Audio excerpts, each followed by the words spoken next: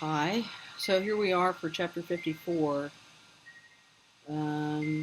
Odd just had a horrible interaction with his mother, and we learn more about what his childhood with her had been like. Um, Horrible. But it gave him what he needed, which was he needed to be reminded that there was something weird about the chest wound in Bob Robertson, and he should have looked at it closer. So um, I think he's on his way there to try to look at the body again and see what it could tell him about the coming madness. Here we go. Chapter 54. Driving faster than the law allowed to the outskirts of Pico Mundo, I tried but failed to banish from my mind all thoughts of my mother's mother, Granny Sugars. My mother and my grandmother exist in widely separated kingdoms of my mind, in sovereign nations of memory that have no trade with each other. Because I loved Pearl Sugars, I had always been loath to think of her in context with her demented daughter. Considering them together raised terrible questions to which I had long resisted seeking answers. Pearl Sugars knew that her daughter was mentally unstable, if not unbalanced, in that she had gone off medication at 18. She must have known as well that pregnancy and the responsibility of child rearing would stress my fragile mother to the breaking point. Yet she did not interfere on my behalf. For one thing, she feared her daughter. I had seen evidence of this on numerous occasions. My mother's abrupt mood swings and hot temper cowed my grandmother, even though she was not intimidated by anyone else, and would not hesitate to take a swing at a threatening man twice her size. Besides, Pearl Sugars liked her rootless life too much to settle down and raise a grandchild. Wanderlust, the lure of rich card games in fabled cities, Las Vegas, Reno, Phoenix, Albuquerque, Dallas, San Antonio, New Orleans, Memphis. A need for adventure and excitement kept her away from Pico Mundo more than half a year. In her defense, Granny Sugars could not have imagined either the intensity or the relentless nature of my mother's cruelty to me. She didn't know about the gun and the threats that shaped my childhood. As I write this, no one knows except me and my mother. Although Stormy has been told all my other secrets, I withheld this one from even her. Only when little Ozzy reads this manuscript, which I have written at his insistence, will I have shared entirely what my mother is to me and what I am to her. Guilt and shame have, until now, kept me silent on this issue. I am old enough, even if just 20, to know that I have no logical reason to feel either guilt or shame, that I was the victim, not the victimizer. Yet I've been so long marinated in both emotions that they will forever flavor me. When I give this script to Ozzy, I will burn with humiliation. After he has read it, I will cover my face, abashed, when he speaks of these portions of the narrative. Infected minds to their death pillows will discharge their secrets. Shakespeare, Macbeth, Act 5, Scene 1. That literary allusion is included here not merely to please you, Ozzy. There's bitter truth in it that resonates with me. My mother had infected my mind with such a potent virus that I had not been able to confess my shameful victimization, even to my pillow, but carried it into sleep each night, unpurged.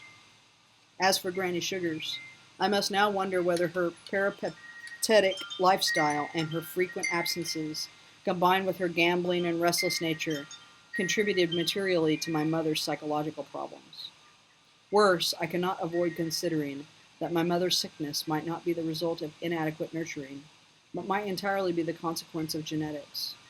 Perhaps Pearl Sugars suffered from a milder form of the same psychosis, which expressed itself in more appealing ways than did my mother's. Mother's hermetic impulse might have been an inversion of my grandmother's wanderlust. My mother's need for financial security won at the expense of a pregnancy that repulsed her might be my grandmother's gambling fever turned inside out. This would suggest that much, though not all, of what I loved about Granny Sugars was but a different facet of the same mental condition that made my mother such a terror. This disturbs me for reasons I cannot understand. This disturbs me for reasons I can understand, but also for reasons that I suspect will not be clear to me until I've lived another 20 years, if I do. When I was 16, Pearl Sugars asked me to come on the road with her. By then, I had become what I am, a seer of the dead with limitations, with responsibilities that I must fulfill. I had no choice but to decline her offer.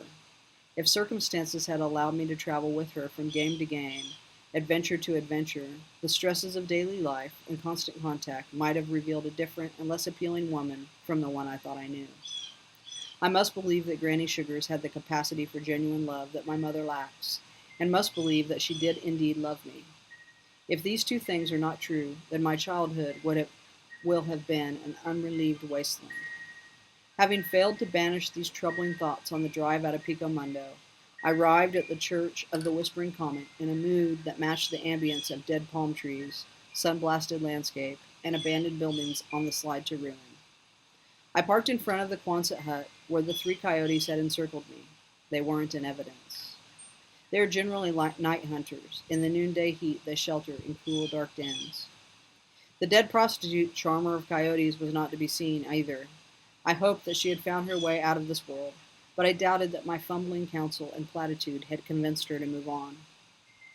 From among the items in the bottom of the plastic shopping bag that served as my suitcase, I withdrew the flashlight, the scissors, and the package of foil-wrapped, moist towelettes.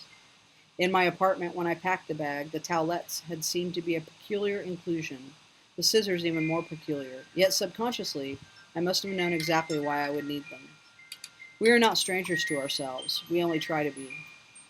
When I got out of the car, the fierce heat of the Mojave was matched by its stillness, a nearly perfect silence found perhaps nowhere else but in a dioramic snow scene sealed in lucite. My watch revealed that time had not stood still.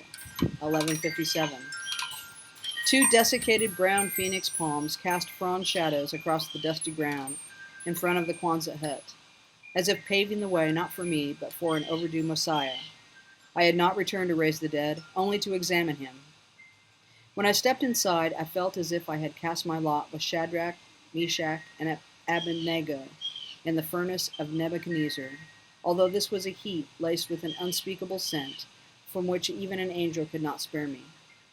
Alkaline white desert light seared through the portal-style windows, but they were so small and set so wide apart that I still needed the flashlight. I followed the littered hallway to the 4th door. I went into the pink room, once a den of profitable fornication, now a slow-cooked crematorium. All right, that was chapter 54. Odd, just going in to look at Bob Robertson's wound. See you next time.